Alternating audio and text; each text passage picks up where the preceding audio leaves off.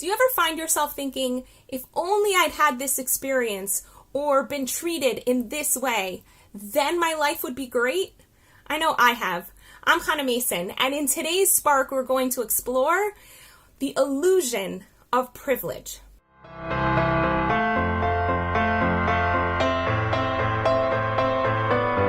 Just recently, I noticed myself starting to shift out of the mindset that if only my health was a certain way, and if only my parents were a certain way, and if only my upbringing was a certain way, then my life would have been awesome and amazing. And the reality is I spent, most of my teens and 20s and well into my 30s believing that if my parents had been different, or if I hadn't traumatically left Colombia to go to the United States, or if we lived in a more supportive community, or if I wasn't such a slow reader, or if, then my life would be amazing. And then I would have self-confidence, and then I'd be successful. And whenever I found myself facing a challenge, like today, for example. So today I sat down to work on this book that Dave and I are working on, The Cash Machine. And literally every 5 minutes I was like, oh, let me go check Facebook. Oh, let me go check my email. And I just got so distracted all the time. And it was really easy for me to come up with all sorts of excuses for why I was getting distracted. Well, really, I didn't have enough sleep last night. And really, my neighbor did this obnoxious thing to my courtyard, filling it with mud, to be honest. Or really, there's all this other stuff going on. And so it's really not my fault that I'm not sitting down and totally focusing. And the reality is that I chose every single time that there was a part of me that wanted to get distracted and jump over to Facebook. I chose to say, yes, let's take that route. Instead of saying, no, right now, I'm going to stay and I'm going to focus and concentrate. And the reality is that life constantly presents us with opportunities to face challenge and face fear and move forward, or to slack off and do what's easy and do what's comfortable.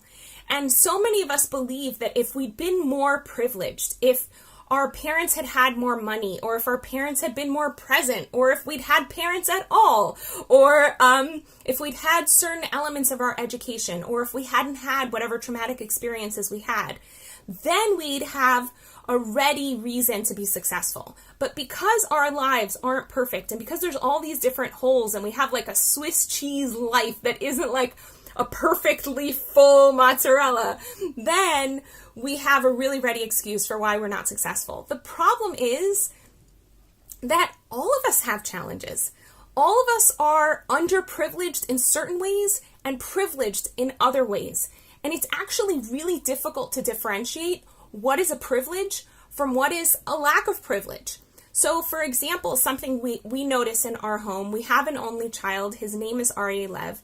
And thank God he's living in a comfortable modern city with parents who make enough that he's able to know that there's always going to be food on the table. He has access to technology, access to an incredible education, to so many resources. He has 4 incredible grandparents who love him and a huge extended family that gives him tons of positive attention. He lives in a supportive community, and he's not really responsible to anyone but himself. And so he's been so incredibly privileged that he's had the underprivilege of not knowing how to really take responsibility either for himself or for other people. And he struggles with that. He struggles with stepping up to the plate and having self-discipline. Whereas if he'd had a whole slew of brothers and sisters under him, the life would have just demanded that he step up to the plate and that he be more responsible and that he work harder.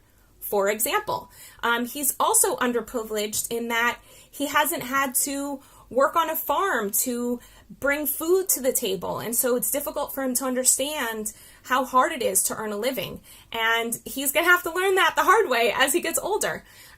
He's also underprivileged in that he was really scrawny as a kid. He's still pretty scrawny, but he was really scrawny, so much so that when his friends would go swimming in natural springs around the country, he literally couldn't go swimming with them because his whole body would turn blue.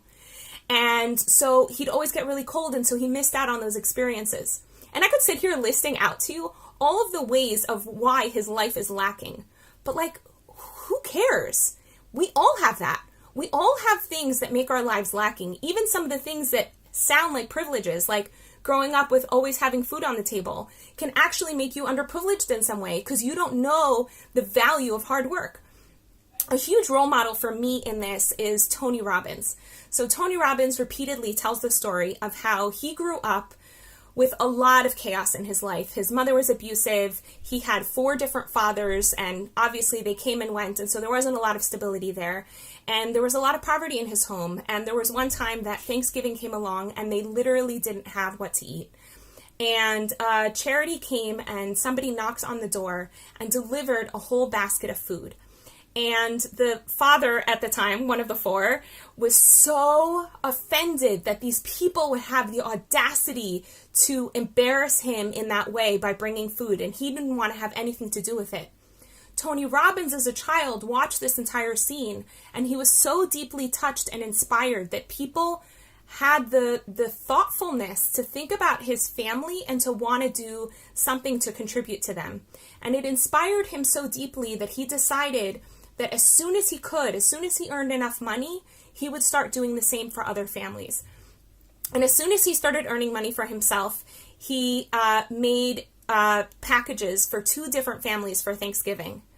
Nowadays, he feeds, I think, something like 1 million families every Thanksgiving, and he's working on feeding billions of people around the world, literally, like he uses that kind of language. It's so important to him to feed people.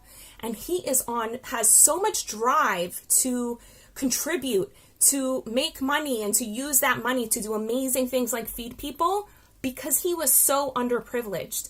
And he talks about how that was exactly the motivation for him to become the hugely impactful human being that he is. That his lack of privilege ended up being his privilege. It was a gift that he got that has made him a gift to the rest of humanity. So how we define privilege is really just relative.